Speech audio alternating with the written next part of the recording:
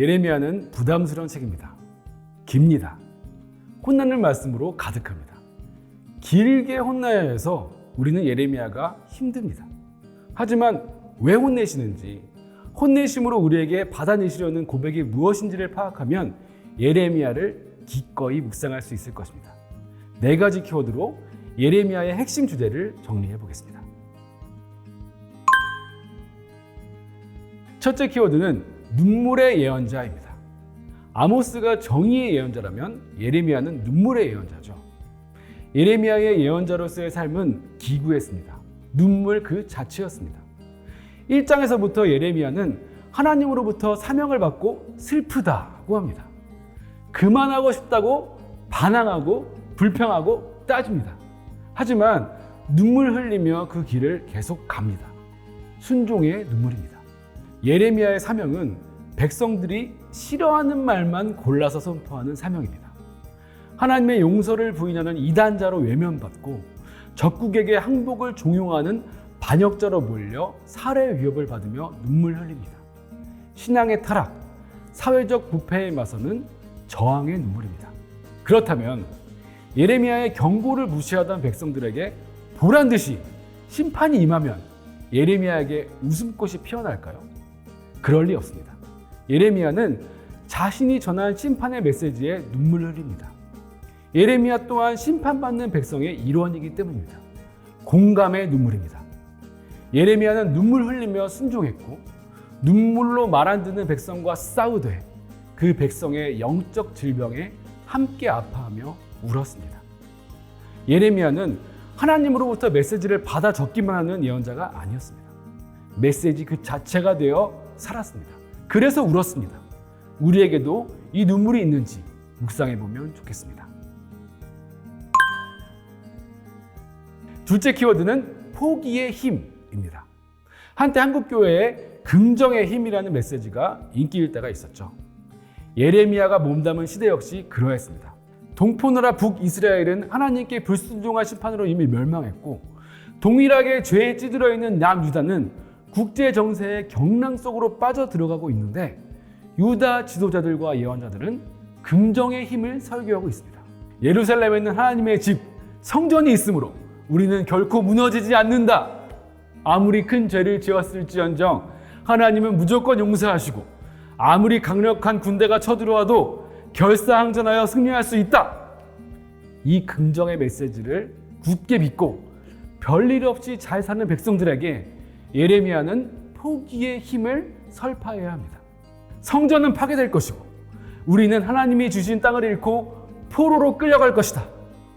유다에게 남은 유일한 회복의 길은 용서와 구원에 대한 기대를 포기하고 심판을 통과하는 것뿐이다. 하나님 심판의 최종 목적은 멸절이 아닌 연단과 정화입니다. 회개의 능력조차 상실한 백성을 포기하지 않으시고 그들을 치료하기 위해 멸망과 유배라는 특단의 조치를 취하시는 것입니다. 예레미야가 전하는 하나님의 뜻에 순종하여 백성들은 바벨론에게 대항하지 말고 포로로 순순히 끌려가야 합니다. 하나님을 의지하는 것 외에는 아무런 방도가 없는 데까지 낮아지고 또 낮아져야 합니다. 우리도 그래야 할 때가 있습니다. 불평과 의심을 멈추고 하나님이 마련하신 치료 프로그램에 겸손히 응해야 할 때가 있습니다. 셋째 키워드는 열왕기 하입니다.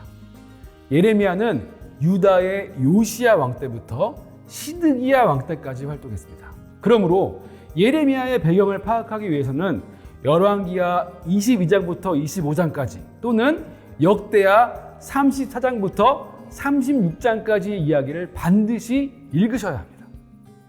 예레미야에는 왕들의 순서가 차례대로 나오지 않으므로 열왕기하를 통해 흐름을 잡아놓으셔야 합니다.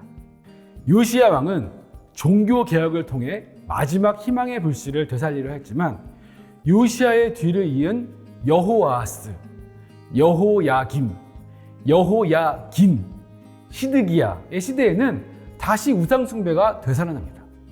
용서와 회복의 마지막 희망이 사라지고 심판을 향해 치달아가는 왕들의 시대가 바로 예레미야가 활동하던 시기입니다. 또한 이 시기는 국제 정세가 격변하는 때이기도 합니다. 요시야 왕 이전까지 약 100년간 근동 지방의 패권은 아수르가 쥐고 있었지만 요시야 시대 이후로 바벨론이 급부상하여 결국 아수르를 멸망시켰고 애굽은 바벨론을 견제하기 위해 필사의 노력을 기울였습니다. 이 강대국의 각축장 속에 유다가 끼어 있습니다.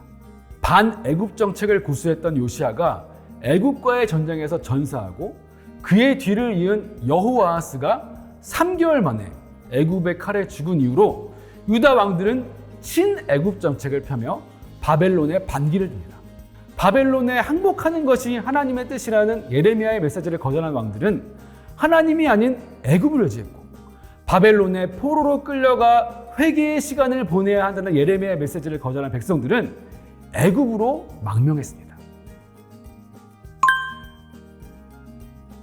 넷째 키워드는 약속입니다. 우리에게 약속이라는 단어는 로맨틱하게 느껴져서 성경에서 나오는 약속도 그렇게 생각하기 쉽습니다.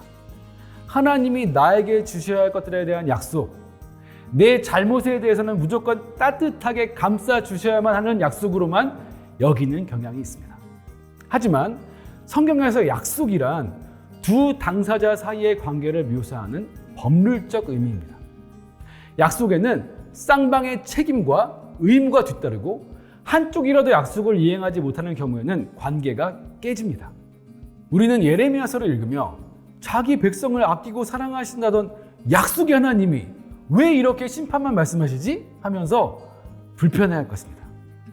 약속의 하나님이시기 때문에 심판하실 수밖에 없다는 것이 예레미야를 관통하는 핵심입니다. 우상을 숭배하고 하나님보다 강대국을 의지하고 자기 이득을 취하느라 안식일을 어기고 이웃을 속이고 약자를 괴롭히면서도 유다 백성들은 약속의 하나님은 반드시 우리를 용서하실 거야 라고 굳게 확신합니다. 오늘 우리 안에도 팽배한 이 그릇된 확신을 예레미야가 깨트려 줄 것입니다.